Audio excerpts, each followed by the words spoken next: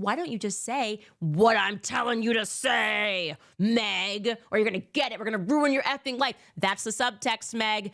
They pretend to be your friend. And I'm telling you, if she doesn't buck, because that's what they want, we will whip you and you will buck. Then they will send the next layer, which is a full-blown press attack. The press that they do not control, by the way. They do not control the press. That's anti-Semitic. Candace Owens just exposed the Zionist war against Megyn Kelly. What is it she said herself, a pretty diehard supporter of Israel, that's enraged the most fierce Zionists in the country against her? This is Zionists eating Zionists, and hey, if you're an anti-Israel, non-interventionist dissident, this is time to make popcorn. So let's see what she has to say. Please like the video and subscribe to the channel. Look no further than this random attack that Megyn Kelly is going through, okay, for no reason at all. And I hate to say this, but I was laughing reading Constantine Kissin's tweets and what they were saying to her because I lived it. I lived what Megyn Kelly's going through. I lived what Charlie was going through, where suddenly you realize these people that are pretending to be your friends, they're like, I'm your friend, I care about you, are actually like agents. And that's why I say they're Mr. Smith from The Matrix, and they're real close to ruining your life if you don't do what they want, okay? So for no reason at all, I'll tell you how this transpired. Megyn Kelly tweeted her episode and said, listen to Charlie in his own words about what he was going through. And for whatever reason, Florida Dad, which is one of these like Zio bot accounts that constantly tweets in favor of Israel, wrote this to Megyn. We can pull this up. He writes, if you can't separate yourself from Candace Owens, many of us are going to separate ourselves from you. Like, she didn't mention anything about me. He says, we do not have to align with everyone that claims to be of the right when their motives and history are as shady as hers. Megyn Kelly and I have no attachment. So the idea that he's demanding that she make a statement against me is insane. She replies, she holds the line. She says, look at this. No, I have no obligation to, quote unquote, separate myself from anyone. I run my own media company and my own show. That show is where I express my own opinions and I will decide what and what not to opine on. If you need me to condemn Candace or Tucker for their opinions in order to listen to me, then I may not be for you. He's a close friend, and she is under enough pressure without gratuitous shots from me. My fight is with the left, not these two. Like, kudos to Megyn Kelly. Like, what? And yes, she is friends with Tucker. They've been friends for a very long time. And yeah, I'm kind of taking a lot of bullets right now, so I thank you, Megyn. Yeah, I think this is a great response, and hey, I disagree with Megyn Kelly on a lot, but this at least shows integrity and honesty.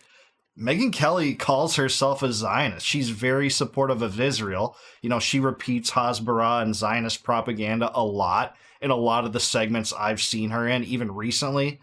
But, you know, she's under attacks not only for facilitating conversations with people like Marjorie Taylor Greene, who will show you some clips from that later, but also just daring to say, listen to Charlie in his own words. Just think of that. You have to disavow Candace Owens and Tucker Carlson because you shared an episode of your own interviewing Charlie Kirk. It literally makes no sense. This is indistinguishable from the woke mob. We always have to disavow or denounce someone that has the wrong opinion. And if you don't do that, you don't have your heart set right. You don't have your mind set right. You're not with us. This whole mentality is a total plague, and I'm glad for Megyn Kelly's response, regardless of my difference of opinion with her. For not just taking a gratuitous swipe because I'm breathing over here. But it's not enough. So then they bring the other agent, Constantine Kissin, which, by the way, there's going to be a day where I just release everybody's family genealogy. His is astonishing. But these are all agents of Israel. Let's be very clear. Constantine Kissin then jumps in and says, here's the problem. He's a free speech warrior, Constantine Kissin. The problem with this approach, which many on the right are taking, is that this is exactly how the left allowed in its own extremists, so we're extremists, to first flourish and then to become the face of the entire movement. If you agree with Candace and Tucker, people will respect that. But to many of us, their behavior is so extreme and so deranged that the idea that it can be simply ignored because your fight is quote unquote with the left doesn't wash. By the way, by so extreme, it means we have a problem with Candace Owens tweeting that no genocide is legitimate. All genocides are evil. And when she attacked Brian Mast for saying there's no such thing as an innocent Palestinian, that's extremist to these vile neocon Zionists like Constantine Kissin. You have always been a great principled, truth-seeking journalist, so to many of your admirers like me, the question might be, if you agree with them, fine. But if you don't, why isn't your fight with them? This is almost verbatim. It's like scary to me because I'm like, this is like military training. Almost verbatim, a text message that I received from Marissa Streit when I like retweeted Max Blumenthal, I think once, when he said something that I totally agreed with. And then like all of the agents, like Dave Rubin, all of them are like, don't you see what you did?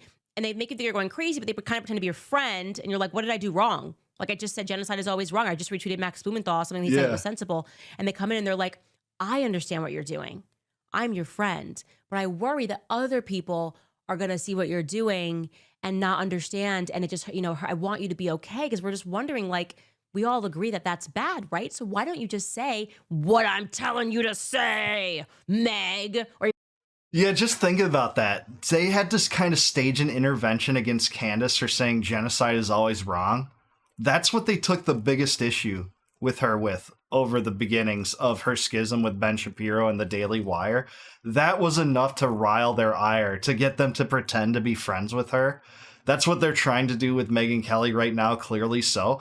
And for Konstantin Kisin to do this and then talk about the woke right incessantly with this same attitude that you have to distance yourself from these people that had nothing to do with the episode or the comment that you made. You just have to denounce them and disavow them and distance from them. That is the wokeness. Kisin is the wokeness on the right, not the people he condemns for being woke right. And by the way, what they mean by that woke right label is just that you're a critic of Israel. There's nothing more to it than that. They have kind of this scientific answer that they always give when pressed upon this, like, you believe in a class struggle and, policies that promote class warfare and getting into power based on that, and grievance politics. And it's literally stuff that could apply to almost anything. It's ambiguous language. Don't believe me. Don't take my word for it. See what they say about that. It's universally applicable, even to classical liberalism, which they represent, where, there was class warfare between those in power, infringing on the liberties of those that were not in power. That's a class struggle. And they present the Israel narrative in the form of a class struggle too, by saying, hey, Israel's just in its own pocket of the world, minding its own business, and it just gets attacked and terrorized endlessly. There's nothing they could have done to prevent that. So it's Hamas and Iran that are oppressing Israel. They have an oppressor narrative for their country too. So sorry for going on a rant about this, but it's particularly hypocritical when he calls people woke right and he behaves like a wokester to the core. You're going to get it. We're going to ruin your effing life. That's the subtext, Meg. That is the subtext, Megyn. I can promise you that. I lived it. There's no halfway with these people. I'm telling you, there's no halfway. She didn't do anything. She shared her episode and said, if you want to hear Charlie Kirk in his own words, here it is. That is literally what they are responding to. And now they're going to pretend to be her friend. So she responds to him and she says, the more one insists that I say what one demands me to, the more committed I get in my refusal. This was Charlie. He was like, I'm done. I'm just done. I'm digging my heels in because they know what this is. Okay, Megyn is an adult. She's also quite brilliant. She's not going to fall for this, should I call it babble? Right, Konstantin Kisin, and you're sitting here trying to, I love you so much. It's like trying to manipulate a toddler. She's not stupid. And he says, I demand nothing of you, and in coming from a position of great respect, I'm simply asking why it is that you don't believe that lies told by prominent people on the right shouldn't be challenged in the way that we all challenge lies told by people on the left. And she said, your response proves the opposite of what it purports to. She sees right through him. This is great, and this is so interesting too, because note the premise that he's leaving here, is that there are lies from the right, from Tucker Carlson and Candace Owens, and she might not even agree with that. But he's trying to lead her in that direction, to try to manipulate her into denouncing that or disavowing that, when she might not even agree with him on that. She might not consider what Candace Owens and Tucker Carlson are saying are lies, even if they conflict with her own opinions. Maybe that's just a difference of opinion, and bygones can be bygones, and the issue of Israel doesn't have to separate us on everything. In the conservative movement, what do you know? What do you think of that? And hey, I'm with her. Megyn Kelly is not a stupid person. You know, I think she's backward in some of her political opinions, but she's sharper than most on the right, and that is clearly demonstrated in this conversation. Of course she does, because she's not a child, okay? This is how the agents work. They pretend to be your friend, and I'm telling you, if she doesn't buck, because that's what they want, we will whip you and you will buck. And you will buck by making a strong statement against Candace Owens, Tucker Carlson, when we demand it. Then they will send the next layer, which is a full-blown press attack. The press that they do not control, by the way. They do not control the press. That's anti-Semitic. I want to be very clear. They don't control it, but they will control it when they come after her if she doesn't do what they say. Watch that space, you guys. Watch that space. Yeah, I'm with Candace. You know, it's anti-Semitic to say they don't control the press, but we're going to throw the press against you if you don't do what we say here. And Netanyahu appearing on camera in that conference with influencers recently. I just put out another video dealing with that, boasting about how Israel controls the press and they want to control social media clients, particularly TikTok. Him saying he hopes that deal goes through with Larry Ellison purchasing TikTok. Of course he does, because then there'll be suppression of videos coming out of Gaza. That's what they used the excuse for when they said, hey, we need to ban TikTok. It's because of China. No, it's because of the videos that made Americans realize what Israel was doing there was full of atrocities and starvations and a genocide. That's the truth. But there's been this long campaign against Megyn Kelly. I shouldn't say long. It's only been a few weeks old, but it's been in the making. I've seen this. You know, I can see this kind of in the backgrounds of the dissident space on Twitter talking about this, because she did some things that the Israel lobby just does not like, despite the fact that she doubles down in support of Israel on each of these occasions that I'm going to name. Number one, she had Charlie Kirk on to talk about the fact that, hey, Epstein might be Mossad, something they don't want to hear, you say. The fact that, you know, you shouldn't just be called anti-Semitic if you're critical of Israel, and your character shouldn't be called into question if you have minor criticisms toward Israel. Charlie raised that issue on August 6th on his appearance on that show. That's another strike against her. And then she had Marjorie Taylor Greene on, and I believe the end of August. And in that episode, man, Marjorie Taylor Greene is not a friend of the Zionists right now. They cannot stand her. They're going to try to get AIPAC to take her out, just like they tried to take out Thomas Massey a few times. Last time they tried to do that with Massey, they spent $400,000 just to try to do it, but he won his race. But they're going to try to do it with Marjorie Taylor Greene because she told the truth about the Israel First mentality, how it's pernicious and it's destructive and it's violative of the basic precepts of America First. This is like America First 101 stuff, right? Well, here is her on that episode talking about this, where Megyn Kelly still towed the line for Hasbara and Zionist propaganda. And I want you to watch this and just take it in, that they're still attacking Megyn Kelly after this, just for having people like Marjorie Taylor Greene on, despite saying all the right things if you're a Ben Shapiro-like Zionist. And the Russians aren't doing that. But why not, though? Why is it? Although I haven't seen the number of dead children, injured children, starving children coming out of the Ukraine-Russian conflict like we've seen come out of the Israel-Gaza conflict. Isn't that because of the Palestinians and their amazing propaganda abilities? Like, I think that's the reason, because the Palestinians put all this on camera and release it. And they make sure that we see this, which is another reason to be suspicious of it. You know, I don't know what I'm being fed or for what purpose. Yeah. The Ukrainians aren't doing that, and the Russians aren't doing that. But why not, though? Why isn't Ukraine and Russia they're not good at propaganda. doing that to each other? See, this is Well, why I don't know. I think Zelensky's pretty good at propaganda. Maybe.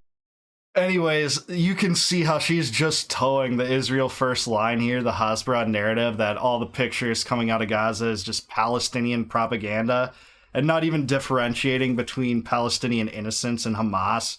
Hamas is something like 13,000 people now out of 2 million. And just how ridiculous is it to think that all of those pictures are propaganda? But she says this, and this is exactly what the Zionists want her to say, but she's still dragged through the dirt because having Marjorie Taylor Greene on is enough of an offense. And I guess reposting a portion of her program, an interview with Charlie Kirk, is enough for them to get upset at her too. But this is where this is going. You know, you haven't seen the end of this. This is going to rip the conservative movement apart in the years to come. I'm kind of excited for that in some ways, because I really think there needs to be a reckoning with this issue on the right after so many years of just full-throated support for Israel, despite how destructive that's been for Americans in terms of our foreign policy, spilling over into domestic policy, and how this is influencing politicians to try to enact hate speech codes that target criticisms of Israel and label it anti-Semitism.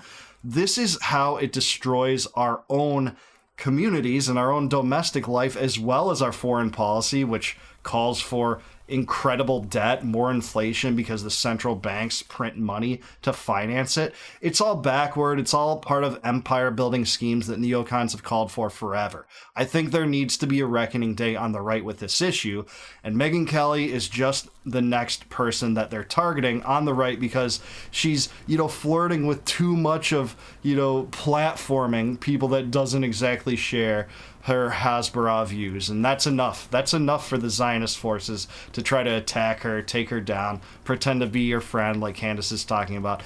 This isn't the end of it. Like I said, this is going to happen to more and more influencers on the right, the more and more they see the writing on the wall and how the genocide in Gaza is indefensible, and that even if you want to parrot the Hasbara propaganda on that, we should all be against the Israeli influence in our own government. That's something that, even Charlie Kirk started to talk about a little bit at the end of his life. But what do you think? Let me know down below.